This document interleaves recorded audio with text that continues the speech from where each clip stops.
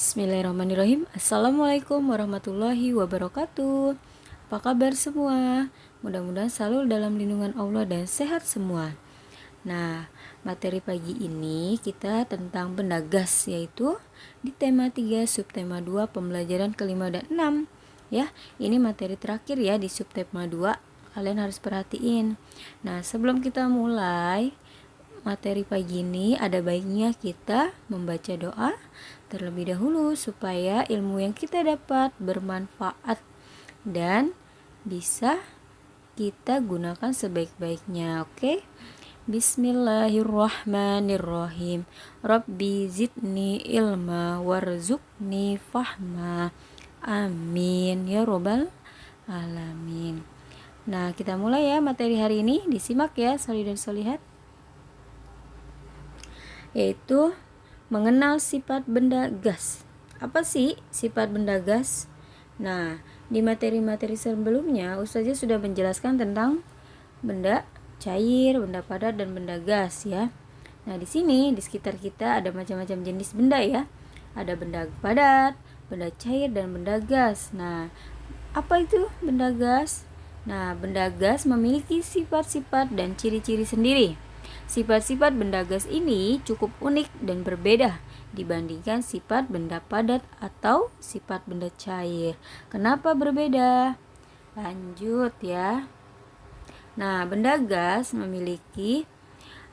yaitu benda gas adalah suatu zat atau benda yang mempunyai volume dan bentuk yang selalu berubah-ubah sesuai dengan tempatnya.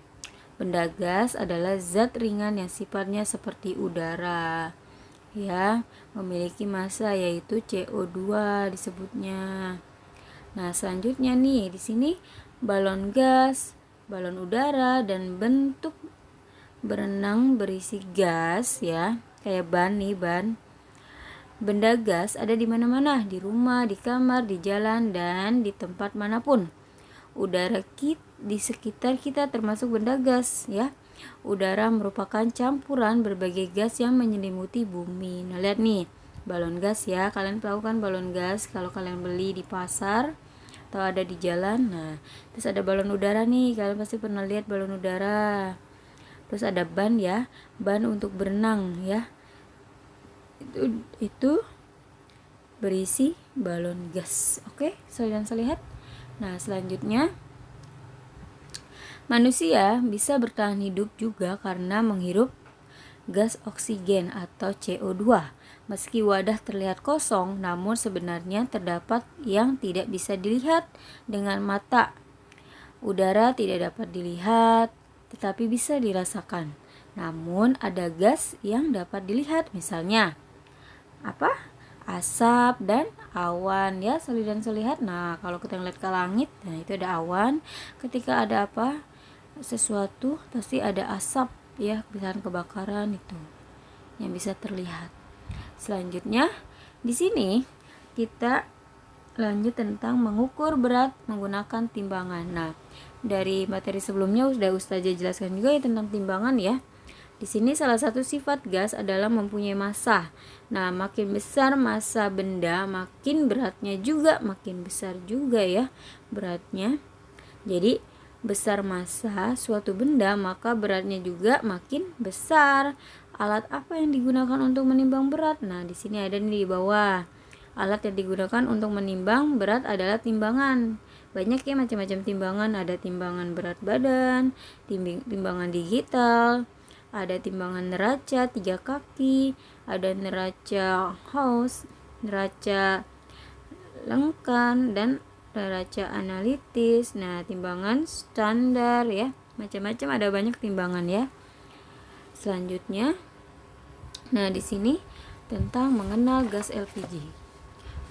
Kenapa sih Ustazah kita harus tahu gas LPG? Ya, karena gas LPG itu penting. Pentingnya untuk apa? Untuk digunakan oleh orang tua kalian ya, tapi harus hati-hati. Nah, di sini ada cerita nih tentang Melanie membantu ibunya memasak. Kalian simak ya. Pada hari Minggu, Melanie membantu ibunya memasak. Ia ingin membuat kue donat.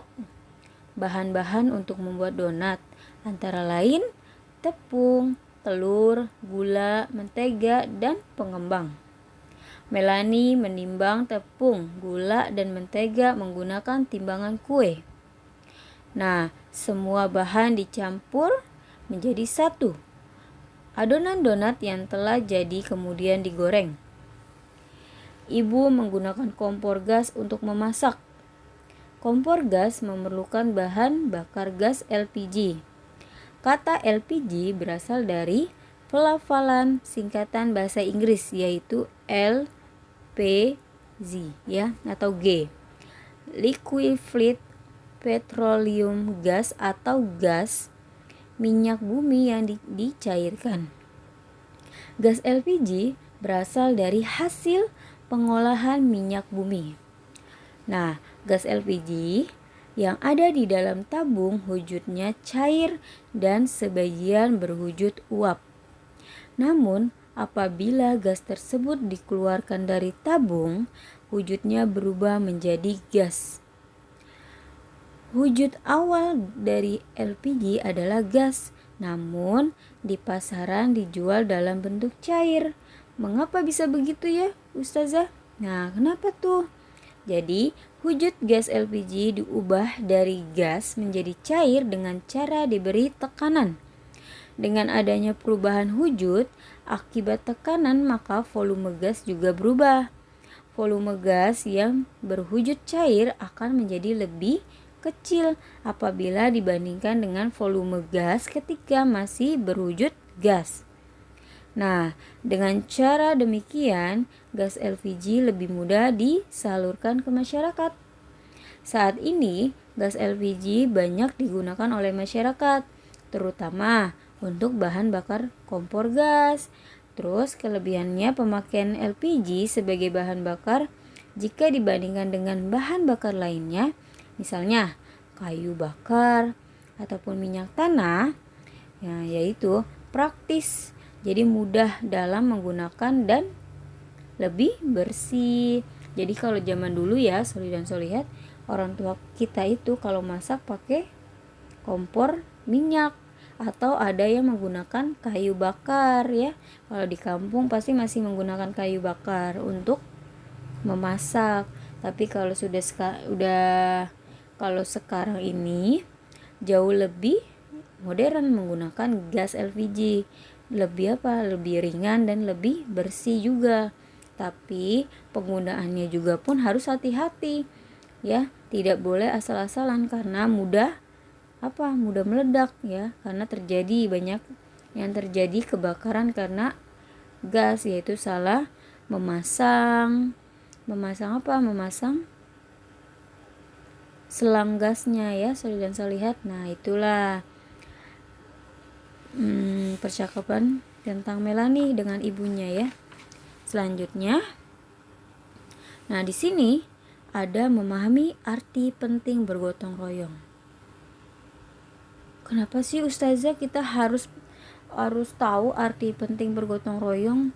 Kan kita sudah paham bergotong royong itu ya kita harus mengerjakan bersama-sama. Terus harus bareng-bareng. Nah, kenapa ya? Karena apa? Ya karena kalian harus lebih paham lagi apa itu arti penting bergotong royong. Jangan hanya tahu ketika kalian di kelas kalian bekerja sama, mengerjakan kegiatan seperti piket itu atau bekerja bakti, tapi ada lagi hal yang penting, yaitu nih, apakah kamu pernah perhatikan asap di sekitarmu? Coba, kalian pernah nggak memperhatikan asap di sekitar? Nah, dapatkah kamu menyebutkan asap apa saja itu? Nah, dari gambar di samping, ya kalian tahu nih ini asap apa? Asap dari kebakaran hutan. Pinter. Nah, asap adalah contoh benda berwujud gas. Walaupun asap berwujud gas, di dalam asap masih terdapat benda padat. Nah, benda padat tersebut berukuran sangat kecil. Benda padat itulah yang menyebabkan asap masih dapat dilihat dan dirasakan. Nah, jadi buat kalian ya, kalian harus paham hutan itu penting buat kita. Kalau hutan kita terbakar habis ya, akan terjadi apa? Banyak imbasnya. Akan terjadi banjir, benar soli dan solihat. Apalagi kegundulan akan terjadi ya. Hewan-hewan di dalamnya akan punah karena apa? Tumbuhan-tumbuhan kita terbakar. Nah, di sini ya di halaman 98 di sini ada presiden mengajak kita atau masyarakat menanggulangi kebakaran hutan. Jadi, Presiden Joko Widodo mengajak masyarakat menanggulangi kebakaran hutan. Presiden berharap masyarakat bergotong royong. Nah, gotong royong merupakan salah satu jalan keluar untuk menanggulangi kebakaran hutan. Ajakan itu disampaikan Presiden ketika melihat langsung kebakaran hutan. Presiden meninjau titik api di kawasan Kabupaten Banjarbaru. Presiden meminta masyarakat berperan aktif mencegah terjadinya kebakaran hutan dan lahan. Dibutuhkan kesadaran masyarakat untuk menjaga lingkungan. Masyarakat juga diminta tidak membakar lahan dan semak di sekitarnya. Upaya tersebut bertujuan untuk menghindari dampak buruk kebakaran hutan. Jadi kita harus hati-hati ya.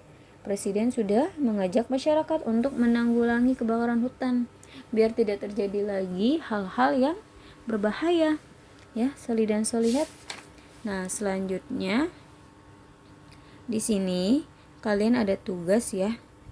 Tugasnya itu tentang menentukan alat ukur berat yang sesuai di halaman 95. Yang kedua, mengkonversi satuan berat ada di halaman 97. Terus yang ketiga itu kegiatan gotong royong. Nah, di kegiatan gotong royong kalian bisa diisi ya. Yang keempat, di situ ada tabel tentang benda di lingkungan. Kan kalau di buku cetak itu di lingkungan sekolah. Karena kita di rumah aja, jadi kalian bisa menyebutkan nama-nama benda di lingkungan rumah kalian ya, soli dan solihat. Nah, materi Ustazah cukup sampai di sini aja ya, soli dan solihat.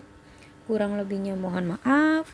Mudah-mudahan kalian bisa mengerti dan paham. Kalau kalian belum paham, kalian bisa bertanya kepada orang tua kalian atau nanti ke Ustazah bisa ya. Soli dan solihat, tetap semangat ya. Untuk hari ini, mudah-mudahan kalian selalu dalam lindungan Allah. Semangat, terima kasih. Wassalamualaikum warahmatullahi wabarakatuh.